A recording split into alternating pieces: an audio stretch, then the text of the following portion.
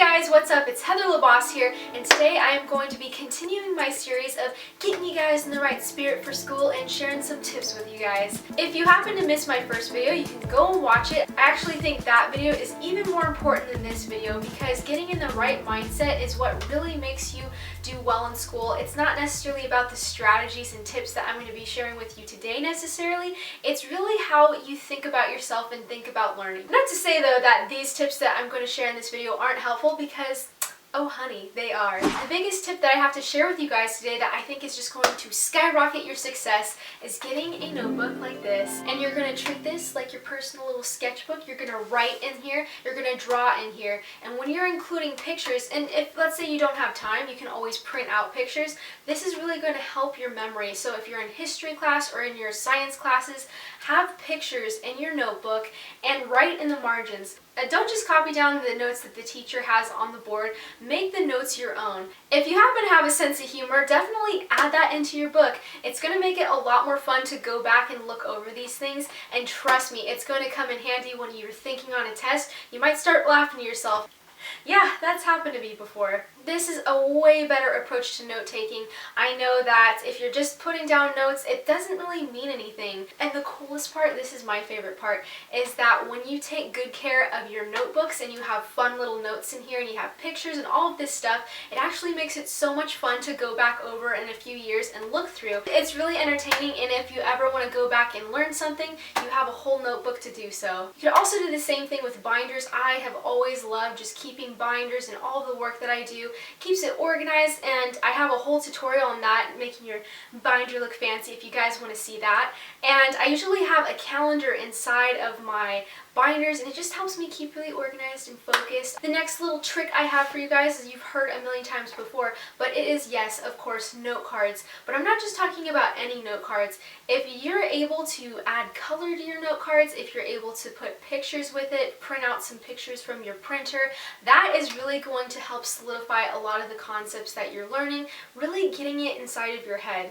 I think the next tip that I'm about to share with you guys is something that we often overlook, but the more that you talk about whatever you're learning in class, the more it's going to help you really solidify all those concepts that you're learning in the classroom. So if you go home and you're having dinner with your folks, mention the things that you're learning, bring them up into conversation. Last but certainly not least, the tip that I have for you guys next is to make friends with your teachers. No, you don't have to become your teacher's class pet or be all weird and everything, or I know what you guys are thinking, and I'm not suggesting that whatsoever. What I'm trying to say here is that if you treat your teachers as another human being instead of some robot trying to throw information at you, you're going to have a lot easier time in class, because it's going to get you excited about coming to class. You're going to appreciate them more, and the more you have that personal connection with your teachers, I really feel like it inspires you to do better in the class. For me personally, I go a little crazy, but I Google my teachers before I take their class because I just want to know what they're up to. And you'd be amazed. Some of your teachers have written books, they have published work, they have a lot going on, and it's interesting to just poke around. Since I've taken a lot of art classes, I have Googled my teachers and come up with their artwork and their own personal websites, and it's really fascinating. You guys, they are people too, and I think that gets just I forget this very often, because the dynamic in a classroom is, you know, there's this hierarchy, the teacher's talking and we're the plebeian students. But I'll tell you this, they have feelings, they have emotions. I've never heard this from a teacher face to face, but I can tell you this because my crystal ball is telling me that there's plenty of times when teachers are so frustrated and they've tried really hard the entire day and they're so just sick and tired and upset that they go home and cry. Now, again, I've never had a teacher personally tell this to me, but I could imagine, just imagine trying to teach your classmates. Yeah. They're not very cool most of the time. And no, by no means am I saying that all of your teachers are awesome or nice, anything like that. Lord knows, I have had some teachers that I have not gotten along with, but at the end of the day, you just have to give them that that humanity, that respect, that common mutual respect. You could be that light in the classroom. You can make their day, and it can really encourage them to be a better teacher in a lot of ways. So never take your existence in the classroom for granted. Those are my wise little tips for you guys. Take really good notes. Treat this as if it's your personal textbook that you can go back and read. Just look at everything and study. Put little pictures in this baby and make it as exciting as possible. Whenever you're trying to study for a test, I highly recommend getting a group of friends together and doing note cards, because that's going to really help you just get all those concepts down. And last but not least, don't forget to be kind to your teachers, because it is a two-way street. You want to encourage them and they're going to encourage you back, and I just want you to really appreciate the fact that they have taken the time to dedicate their life to teaching kids, because it is not easy by any means.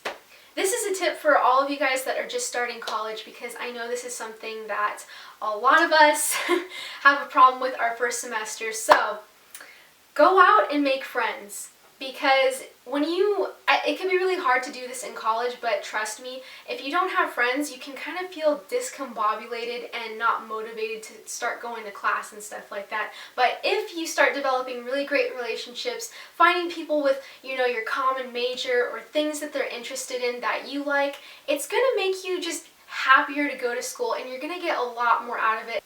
That's it for today's video. I have another video that I will be uploading tomorrow that I'm super excited about. See you guys back here tomorrow. I love you so much. Let me know if you enjoyed this video. I gave some really quick but simple tips that I think a lot of you guys that are creatives out there will really like when it comes to this new semester. Don't forget to watch my first video though, because honestly, it's the mindset. Mindset is everything. And if you have the right mindset when you go into the classroom, that's what's really going to make the difference. I love you guys so much, and I'll see you tomorrow. Mwah! Doing your best in school and having a really good time with it. The reason why I'm making this video in the first place is because I remember what it was like when I was younger. I didn't see a point in school really, and I was just so frustrated being there. I think a lot of us creative people out there feel that way. We feel kind of out of place when we're in school. Sometimes we just don't feel appreciated for being different and thinking in a different way. And I'm here to tell you guys right now that we need creative thinkers. Really succeed in whatever, math and the sciences and engineering like that, you have to be able to think outside of the box, and you have to be creative problem solving. Creative thinking is in the arts. You can use that kind of thinking.